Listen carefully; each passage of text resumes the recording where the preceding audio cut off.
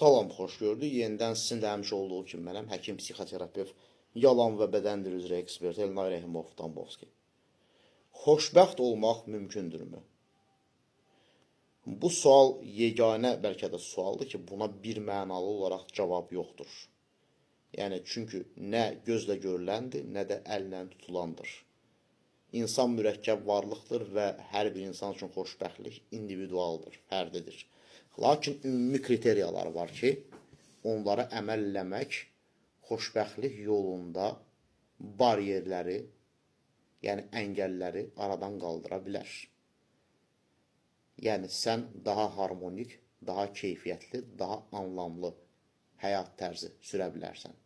Birincisi, səhvlərə olan münasibətindir. Bu şəkildə demək yerinə ki, mənim üçün səhvlər vecmə deyil. Necə istəyirəm, elə yaşayıram. Və yaxud da demək ki, yox, mən səhv edə bilmərəm. Bunun yerinə deyirsiniz. Mən səhvlərim üzərində işləyirəm, onları düzəltməyə çalışıram. Və gələcəkdə də eyni səhvi təkrarlamamağa çalışacağam. Lakin səhvlər qaçılmazdır. Yenə də yeni səhvlər edə bilərəm. Çünki öyrənmə bir qalxma və düşmə şəklindədir. Bir dənəmə, bir yanılma şəklindədir. Bir düz xət üzərində deyil.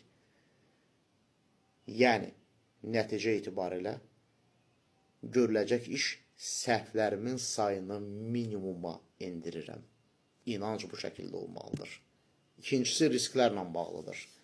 Mən heç risk ala bilmərəm, bu da doğru deyil. O zaman inkişaf edə bilmərsən, komfort zonandan çıxmasan, sənin artıq köhnə davranış modellərin yeni cəmiyyətə inteqrasiya oluna bilməz, yəni inkişaf eləmiş mühitə. Və yaxud da demək ki, yox, mən çox risk alan adamam, bu da axmaq bir riskdir, səni birbaşa fəlakətə sürükləyir. Deyirsən ki, mən risk alıram, lakin bunu da düşünülmüş şəkildə edirəm. Yəni, risklərin sayını minimuma endirirəm. Üçüncüsü, mükəmməliyyətçiliklə bağlı məsələlərdir. Xəstəlikli mükəmməliyyətçilik olmamalıdır. Bir dənə xırda bir şeydə problem var deyənə artıq mən bunu eləmirəm, yarı yolda buraxmalıyam və yaxud da bunu başlamıram ona görə ki, mən ideal şərait gözləyirəm, ideal təklif gözləyirəm, ideal iş təklifi gözləyirəm, ideal zaman gözləyirəm, ideal yardım gözləyirəm. Bunlar yanlış məsələlərdir. İnsan deyə bilər ki, mən mükəmməl deyiləm, lakin çalışıram ki, kifayət qədər yaxşı olun. Baxın, mən kifayət qədər yaxşı mütəxəssisəm.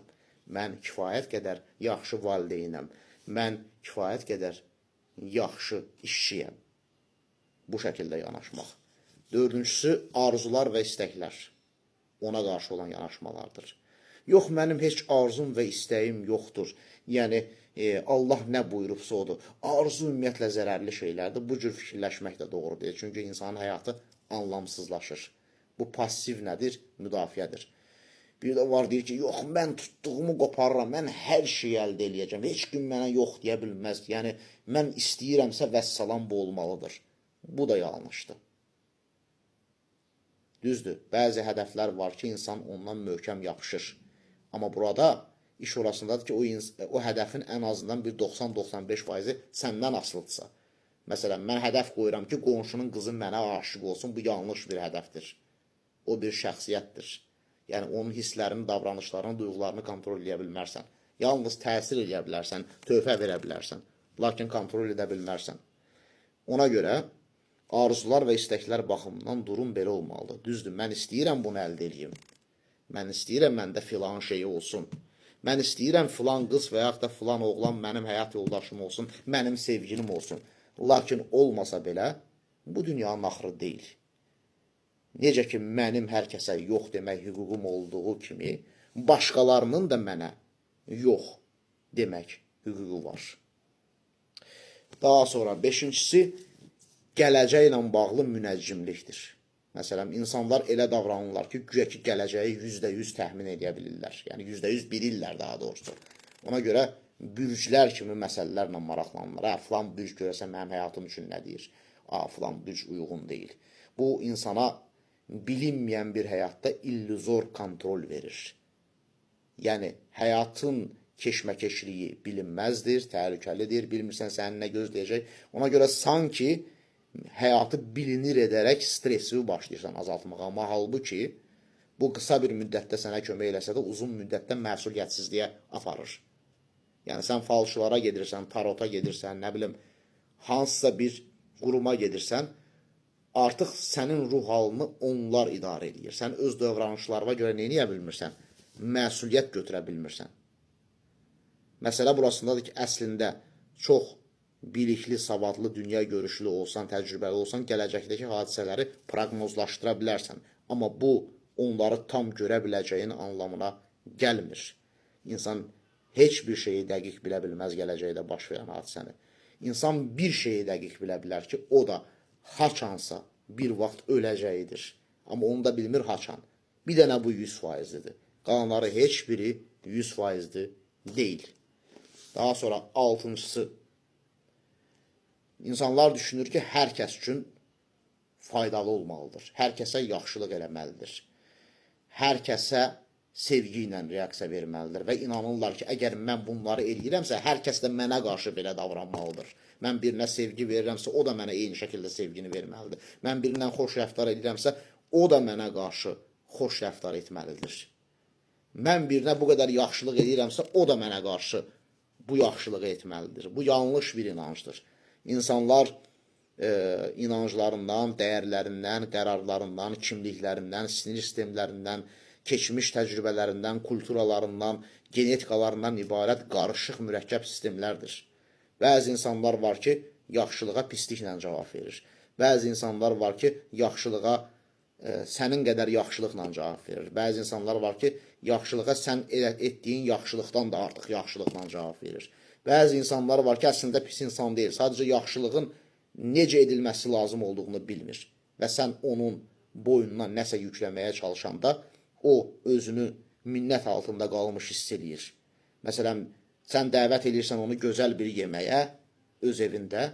Sonra sabahsı gün deyirsən ki, mən sənə dəvət elədim, sən də mənə dəvət elə. Bəlkə o adam kasıbdır, utanır, sənin qarşına çıxmaq istəmir. Onun bəlkə imkanı yoxdur sənə yaxşılıq eləməyə. Başa düşürsünüzmü?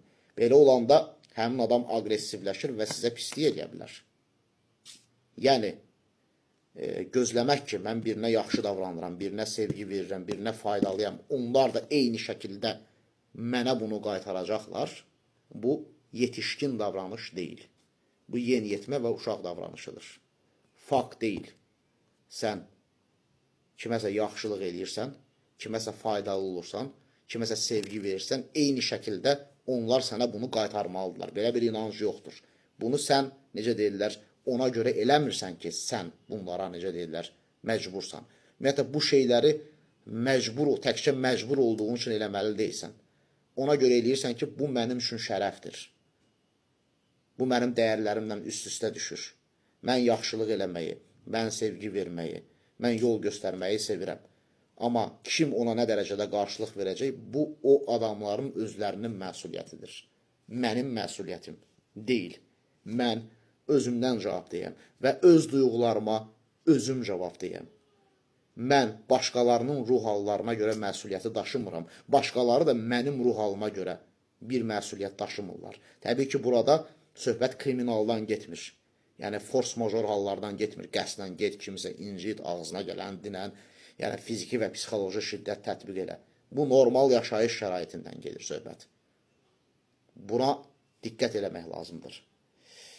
Və 7-cisi, bu da çox önəmlidir.